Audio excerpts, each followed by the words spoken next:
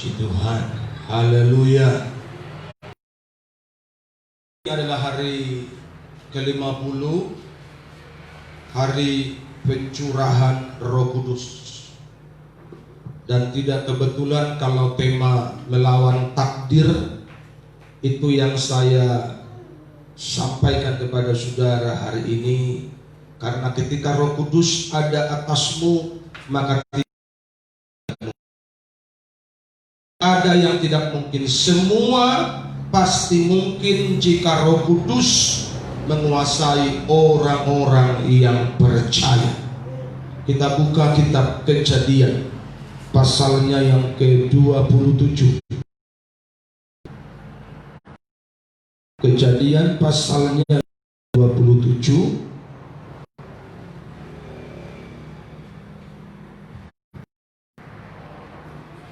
Sudah ada slide di depan, kita baca bersama. Setelah Ishak selesai memberkati Yakub, dan baru saja Yakub keluar meninggalkan Ishak ayahnya, pulanglah Esau kakaknya dari berburu. Ia juga menyediakan makanan yang enak, lalu membawanya kepada ayahnya. Katanya kepada ayahnya, "Papa, bangunlah dan makanlah daging buruan masakan anakmu, agar engkau memberkati aku." Tetapi kata Ishak ayahnya kepadanya, "Siapakah engkau ini?" Sahutnya, "Akulah anakmu, anak sulungmu Esau." Lalu terkejutlah Ishak dengan sangat serta berkata, "Siapakah gerangan dia yang memburu binatang itu dan yang telah membawanya kepadaku? Aku telah memakan semuanya sebelum engkau datang dan telah memberkati dia, dan dia akan tetap orang yang diberkati." Sesudah Esau mendengar perkataan ayahnya itu, meraung-raunglah ia dengan sangat keras dalam kepedihan hatinya, serta berkata kepada ayahnya, "Berkatilah aku ini juga, ya Bapa." Jawab ayahnya, "Adikmu telah datang dengan tipu daya dan telah merampas berkat yang untukmu itu." Kata Esau, "Bukankah tepat, karena ia telah 2 kali menipu aku? Hak kesulunganku telah dirampasnya, dan sekarang dirampasnya pula berkat yang untukku." Lalu katanya, "Apakah Bapa tidak mempunyai berkat lain bagiku?" Lalu Ishak menjawab Esau, katanya, "Sesungguhnya telah kuangkat dia menjadi tuan atas engkau, dan segala saudaranya telah kuberikan kepadanya menjadi hambanya, dan telah kubekali dia dengan gandum dan anggur. Maka kepadamu apalagi yang dapat kuperbuat, ya anakku?" Kata yang satu itu padamu, "Ya Bapa." "Berkatilah aku ini juga, ya Bapa." Dan dengan suara keras menangislah Esau. Lalu Ishak ayahnya menjawabnya, "Sesungguhnya tempat kediamanmu akan jauh dari tanah-tanah gemuk di bumi, dan jauh dari embun dari langit di atas. Engkau akan hidup dari pedangmu, dan engkau akan menjadi hamba adikmu. Tetapi akan terjadi kelak, apabila engkau berusaha sungguh-sungguh, maka engkau akan melemparkan kuk itu dari tengkukmu." Kita baca ayat 40 sekali lagi. Ini poin penting yang akan kita bahas hari ini. Engkau akan dari pedangmu, dan engkau akan menjadi hamba adikmu. Tetapi akan terjadi kelak, apabila engkau berusaha sungguh-sungguh, maka engkau akan melemparkan kuk itu dari tengkukmu. Yang percaya bersama katakan amin. Ceritanya, pada waktu Ishak sudah tua, dia sudah tahu bahwa waktunya hidup sebentar lagi. Dia memanggil anaknya Esau. Kebetulan mereka ini suami istri, agak berbeda seleranya. Si Ishak mencintai Esau, istrinya mencintai Yakub. seolah-olah pilih kasih, seolah-olah dalam tanda petik begitu kira-kira. Dan ketika Ishak memanggil Esau, Esau, pergilah kau berburu, olahlah makanan yang kusuka, supaya aku memberkati engkau, karena hidupku sebentar lagi, kira-kira begitu ucapannya. Perkataan itu didengar sama istrinya. Begitu Esau pergi berburu, si Ribka panggil Yakub, ambil kambing, olah, mama yang masak, karena mama paling tahu selera bapakmu, kira-kira begitu kan. Supaya apa mah? Supaya kau diberkati. Itu kan berkat untuk Esau. Udahlah, nurut aja kau, dosanya aku yang tanggung, kira-kira begitu ucapan mamanya ini. Tapi aku tidak berbulu, badanku mulus, sementara abangku Esau berbulu, gampang diatur, pokoknya nurut aja kak, kira-kira begitu kata mamanya ini. Si Yakub anak yang penurut ini, dia nurut aja. Setelah masakan matang, bulu kambing itu, sebelum bulu kambing dia ambil dulu bajunya si Esau, karena zaman dulu baju itu pasti ada bau keringatnya di situ, karena dulu belum ada parfum, sehingga dikenakan baju Esau kepada Yakub, terus dikasih kulit tangannya ini sama lehernya bulu kambing tersebut. Dan Yakub datang menghampiri bapaknya, "Bapak, bangunlah, sebab makanan kesukaanmu telah selesai ku masak. Cepat juga datang dari berburu, berkati aku," kira-kira begitu ayat-ayat sebelumnya. Terus sudah mendekat, dicium bajunya, bau Esau, diraba tangannya, tangan Esau, tapi suaranya suara Yakub. Bapaknya mulai bingung, makanya dia bisa lagi melihat. Tapi dia pikir begini, sudahlah, namanya adik kakak kadang-kadang mirip, mungkin begitu pikirnya. Dia makanlah masakan ini, masakan kesukaannya ini, karena si Ishak itu suka makan daging. Tapi syukurnya dia sampai tua, dia nggak kolesterol, karena sudah tua sekali. Sekarang kita umur 40 tahun aja makan daging sudah payah sekali. Setelah dimakan, dia berkati dengan segala gandum, dengan segala yang terbaik. Bahkan dikatakan engkau akan menjadi kepala atas keluarga. Pokoknya semua berkat-berkat yang terbaik disampaikan kepada Yakub. Makanya saudara yang masih muda, baik-baik sama orang tuamu, biar nanti kau diberkati baik-baik sebelum dia mati ya. Katakan amin. Haleluya. Ini orang sekarang kan maunya berkatnya, hormatnya nggak perlu, nggak usah hormat lah sama orang tua, yang penting warisannya. Setelah diberkati, diolah, dan setelah diolah dikasih, "Pak, makan nggak?" Tadi itu siapa? Alkitab sudah mencatat kepada kita, menangis, meraung-raung,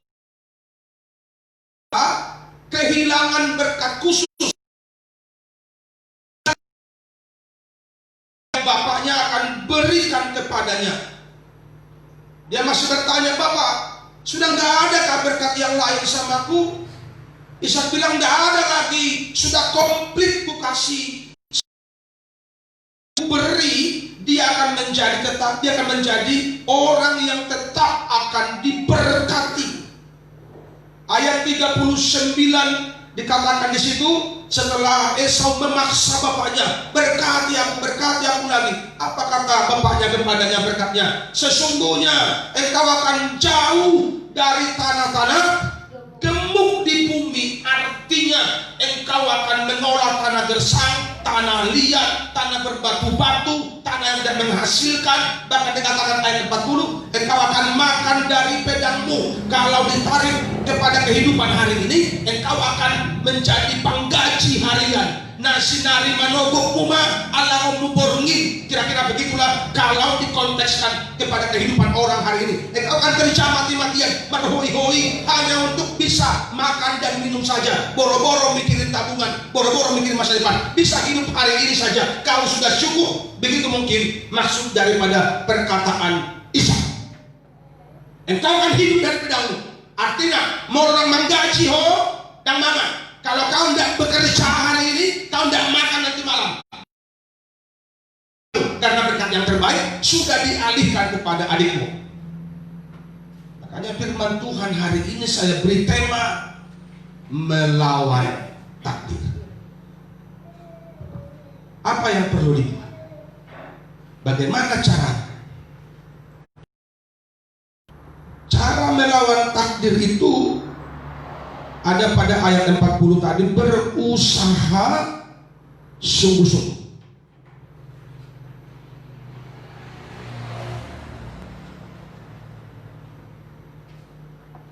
Ayat 40, engkau akan hidup dari pedangmu dan engkau akan menjadi hamba adikmu, tetapi akan terjadi kelak apabila engkau berusaha sungguh-sungguh, maka engkau akan melemparkan kuk itu dari tengkukmu. Tidak ada yang tidak mungkin selagi kita belum menyerah. Katakan amin. Tengkuk, kuk yang ada di tengkuk kita ini gambaran dari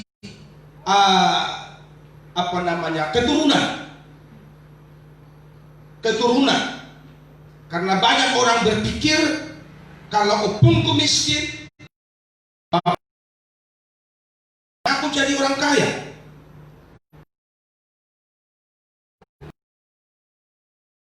Kemana aku jadi pejabat? Kalau bapakku buruh, kemana aku jadi pengusaha?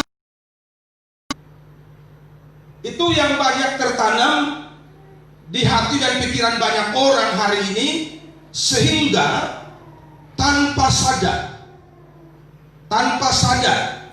banyak orang hari ini yang menyerah kepada nasib.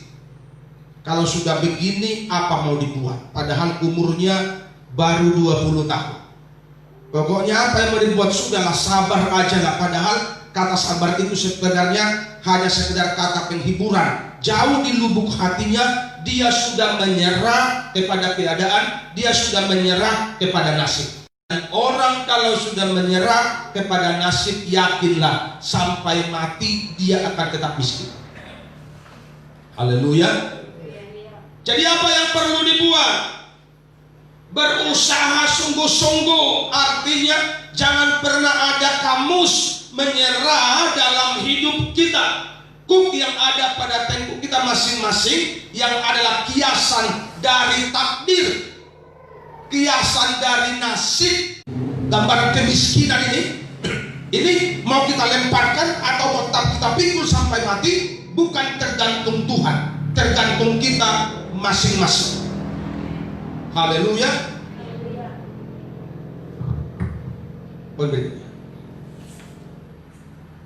Jadi berusaha sungguh itu saya bagi dua. Yang pertama rajin.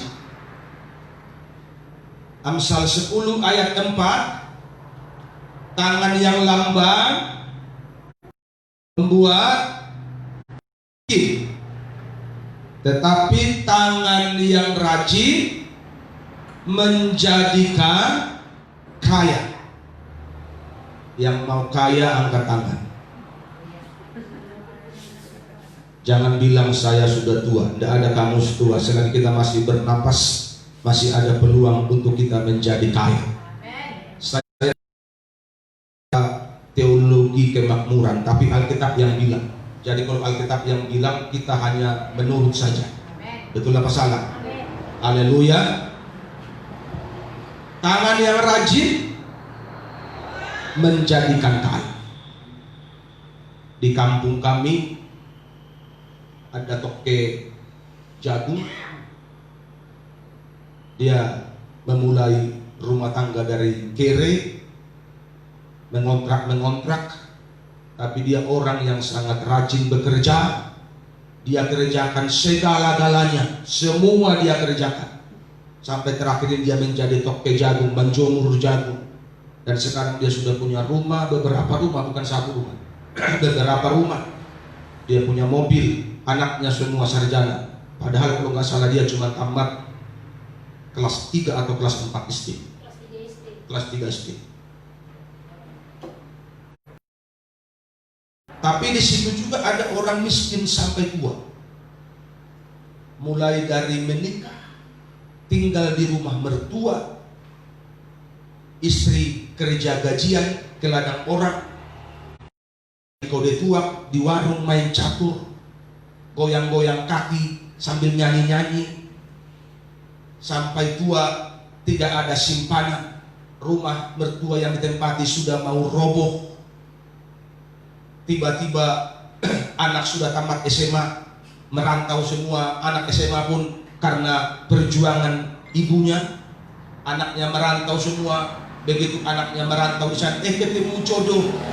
Begitu ketemu jodoh, dia telepon, "Pak, saya mau pulang ke kampung, mau bawa calon helamu." Dia bukan tertawa, dia bukan senang. Tahu saudara apa yang terjadi samanya? Dia jantungan dan langsung sakit. Kenapa? Karena rumah tempat tinggal dia yang adalah rumah mertuanya masih lantai tanah, dan kalau datang babi, diuke babi, didorong babi, rumahnya bisa roboh. Sekarang calon hela dan besan akan datang melamar gurunya di rumah yang reot-reot itu. Kenapa? Karena tangannya lambat. Tangan yang lambat. Bersyukur hari ini nasibnya baik. Anaknya semua baik-baik. Mereka sudah punya rumah sekarang. Jadi masa tuanya dia sudah bisa punya kereta, dia punya rumah baru, dan sekarang sudah rajin orang.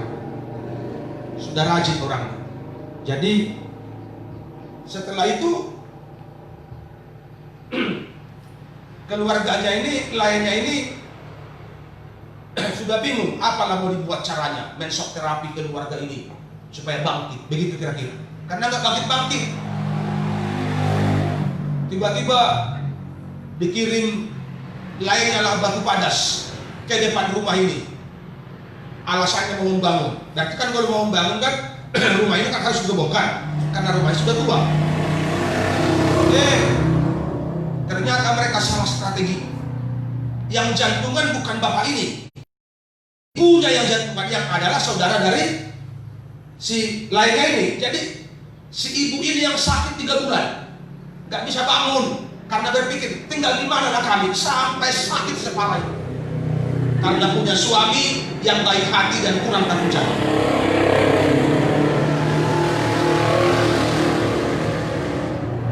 Tapi seperti khotbah saya minggu kemarin, dunia berputar kan begitu, roda pedati berputar, sehingga sekarang hidup mereka sudah mulai lumayan. Ini menggambarkan bahwa kuk yang tadi aku bilang di tengkuk kita ini, kita mau lemparkan atau kita mau pikul, itu tergantung kepada kita masing-masing. Dan hari ini nasihat firman Tuhan kepada kita bahwa tangan yang rajin itu membuat kaya. Saya sudah sampaikan kepada saudara 2 contoh yang malas dan rajin. Ini orang-orang tidak sekolah. Jadi jangan berpikir dia kan orang-orang kecil yang tidak sekolah, tapi mereka bisa bangkit karena mereka mau lemparkan kuk kemiskinan itu dari tengkuk ini. Katakan amin. Amsal 12 ayat 24. Tangan orang rajin memegang kekuasaan, tetapi kemalasan mengakibatkan kerja paksa. Jadi orang malas itu menjadi buruh bangunan. Apa sekolahnya? S1 tapi buruh bangunan. Apa sekolahnya? S1 tapi tukang ojek. Apa sekolahnya? S1 tapi apa? Perkuli-kuli, pasar pagi. S1. Banyak orang lain ke sekolah, dia bisa jadi penguasa. Kenapa? Karena orang rajin itu memegang kekuasaan, dia menjadi pengatur, dia menjadi pengelola, dia menjadi manajer. Kalau dia rajin, apalagi kalau engkau rajin dan engkau pintar, saya percaya dengan cepat untuk naik. Haleluya. Yang bodoh aja kalau rajin diberkati, apalagi yang rajin dan pintar, saya percaya lebih cepat mereka naik. Haleluya. Amsal 21 ayat 5. Rancangan orang rajin semata-mata mendatangkan apa? Kelimpahan, keberkatan, kekayaan. Tetapi setiap orang yang tergesa-gesa hanya akan mengalami kekurangan. Tahu saudara maksudnya tergesa-gesa? Kalau dilihat Amata itu, dilihat si bapak itu masih ada uang di masih adanya uang. Seperti orang malas itu, ada singa di ladang, ada harimau. Alasan karena dilihat masih ada beras, masih ada ikan asin, masih ada minyak goreng. Masih bisa 4 hari, santai dulu, mancing dulu. Mancing, mending kalau mancing dapat, mancing itu tak dapat, pengeluaran yang jalan. Begitu tidak ada lagi uang, jam 4 pagi sudah bangun, sudah pergi kerja. Baru jam 4 pagi, lihat orang rajin kali, padahal yang pura-pura rajinnya dia karena di itu namanya orang tergesa-gesa, hanya akan mengalami kekurangan. Lanjut. Yang kedua, tadi bekerja berusaha sungguh-sungguh, saya bagi dua. Yang pertama rajin, yang kedua bijak. Alas, pergilah kepada semut dan perhatikanlah lakunya dan jadilah bijak. Saudara pernah lihat semut kan yang paling kecil?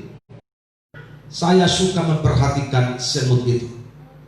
Tahu umat Tuhan, semut yang kecil itu mereka bisa mengangkat capung. Capung itu besar. Begitu dia sendiri, dia dorong nggak bisa, dia panggil teman-temannya. Sampai satu RT mereka, capung ini harus pindah, dibawa ke sarangnya untuk menjadi bahan persediaannya ketika datang musim hujan. Jadi semut itu dia berjuang mencari nafkah, dia berjuang mencari makan pada musim kemarau. Dan kalau musim hujan, mereka tinggal tenang di sarangnya, makan-makan sampai hujan reda. Nanti kalau kemarau mereka keluar lagi mencari makan. Itu hikmatnya semut. Padahal tidak ada yang mengajari, tapi mereka diajar oleh. Karena kalau musim hujan mereka keluar, mereka pasti mati. Jadi umat Tuhan hari ini kita perlu membuka wawasan kita, karena maju tidaknya hidup kita tergantung diri kita sendiri. Berhasil atau tidaknya kita tergantung diri kita sendiri. 20-an tahun kemudian, setelah berkati, Esau menjadi benci kepada Yakub, dan ibunya berkata kepada Yakub, "Pergilah kau merantau ke rumah tulangmu si Laban." Si Hombing si Laban kalau di Simalungun, kalau di si Laban, kalau di sini si Hombing si Laban. Alkitab mencatat di rumah tulangnya 7 tahun Yakub kerja mendapatkan Lea, 7 tahun kerja untuk mendapatkan Rahel, sudah 14 tahun. Dan setelah itu 10 kali dia upah tulangnya, dia pun ditipu tulangnya juga. Jadi kisaran 20-an tahun. Setelah 20-an tahun dia di situ, dia sudah melihat etikat yang kurang baik dari tulangnya. Dia berkata kepada istrinya, ayo kita pulang kampung. Mereka pulang kampung karena di rumah si Laban mereka pengangguran karena corona, di PHK aja. Mereka memang melihat situasi di situ sudah kurang kondusif, mereka pulang. Dan ketika mereka pulang dan sudah mendekati tanah Kanaan, pasal 33 ayat 1 dari kitab Kejadian, Yakub pun melayangkan pandangan, lalu dilihatnya Esau datang dengan diiringi oleh 400 orang. Maka diserahkannya sebagian dari anak-anak itu kepada Lea dan sebagian kepada Rahel serta kepada kedua budak perempuan itu. Ayat 8, berkatalah Esau, apakah maksudmu dengan seluruh pasukan yang telah bertemu dengan aku tadi? Jawabnya, untuk mendapat kasih tuanku. Ayat 9, tetapi kata Esau, mari kita baca bersama-sama. Aku mempunyai banyak adikku, peganglah apa yang ada padamu. Jadi apa yang terjadi umat Tuhan? 20 tahunan kemudian, kuk yang mendera, kuk yang ada di pundaknya si Esau itu dia lemparkan dengan kerja keras, dengan semangat yang tinggi untuk berusaha. Dia tidak mau apa yang perkataan negatif yang dikatakan oleh bapaknya, engkau akan tinggal di tanah kering, tanah kurus. Dia tidak mau itu. Dia berjuang mati-matian sehingga dia mempunyai anak buah 400 orang. 400 yang mengiringi dia itu anak buah dia, orang upahan yang tinggal bersama dia di rumahnya. Hamba-hamba daripada Esau lah orang yang 400 ini. Jadi saudara bisa bayangkan, lawan 400, engkau sudah jadi bos. Saudara mau jadi bos? Haleluya. Haleluya. Tidak ada yang tidak mungkin selagi engkau berusaha, apalagi usahamu disertai dengan pertolongan Tuhan. Semua akan bisa berubah selagi engkau berusaha sungguh-sungguh dan engkau andalkan Tuhan dalam hidupmu. Haleluya. Dia bilang sama Yakub, aku mempunyai banyak. Dengan kata lain, hari ini aku sudah jadi orang kaya. Kira-kira begitu kata Esau. Haleluya. Haleluya. Jadi intinya, saya katakan kepada saudara dan kepada saudara yang ada di rumah, jangan percaya takdir, jangan percaya nasib. Semua bisa berubah selagi engkau masih berusaha. Haleluya. Tidak ada yang tidak mungkin selagi engkau berusaha. Tapi kalau engkau menjadi pemalas, nikmatilah kemiskinan sampai engkau kalau masuk surga. Karena pemalas tidak akan pernah bertanggung jawab kepada keluarganya. Dan saya percaya Tuhan benci orang macam itu. Betul nggak? Iya. Karena Tuhan senang kepada orang yang menjalankan tanggung jawabnya. Kalau suami, tanggung jawabnya menghidupi keluarganya. Jadi kalau kita nggak bertanggung jawab, saya khawatir Tuhan tidak akan menunjang kita dari surga. Nggak kayak kau di sini, pemalas kau. Kan begitu. Karena Alkitab bilang begitu kepada hamba yang punya satu talenta. Kan begitu. Hamba yang punya satu talenta, dia simpan, nggak diolah, nggak dikembangkan. Apa kata Tuhan? Hai hamba yang malas dan jahat. Haleluya. Aku mempunyai banyak hari ini, kata Esau. Peganglah apa yang ada padamu, dia katakan kepada adiknya.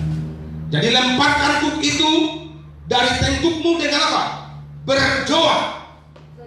Berjuang, berusaha, sungguh-sungguh. Maka masa depan cerah akan menghampirimu. Katakan amin. Apalagi saudara-saudaraku hari yang masih muda, jangan buru-buru putus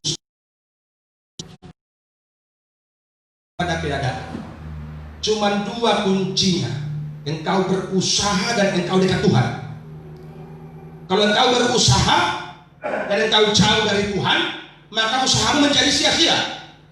Karena terkutuklah orang yang mengandalkan kekuatannya sendiri. Jadi cuma dua rahasianya, andalkan Tuhan dan berusaha sungguh-sungguh. Saya percaya apapun yang kau kerjakan pasti akan maju. Dan kuk itu dari tengkukmu akan tersingkir. Dan engkau akan berkata nanti, ada padaku banyak saudara kepada keluargamu yang lain. Kalau dulu aku pernah meminjam, sekarang pinjamlah banyak-banyak sama aku. Kenapa? Karena aku punya banyak persediaan. Katakan amin. Haleluya.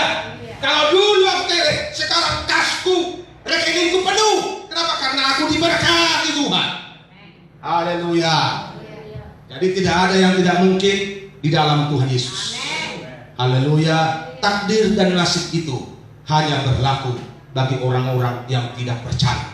Tapi kalau engkau percaya kepada Tuhan Yesus, Roh Kudus membantu engkau menyingkirkan kuk itu dari kukmu, dan pada waktunya engkau akan menjadi orang yang diberkati Tuhan. Amin. Kita berdiri. Haleluya.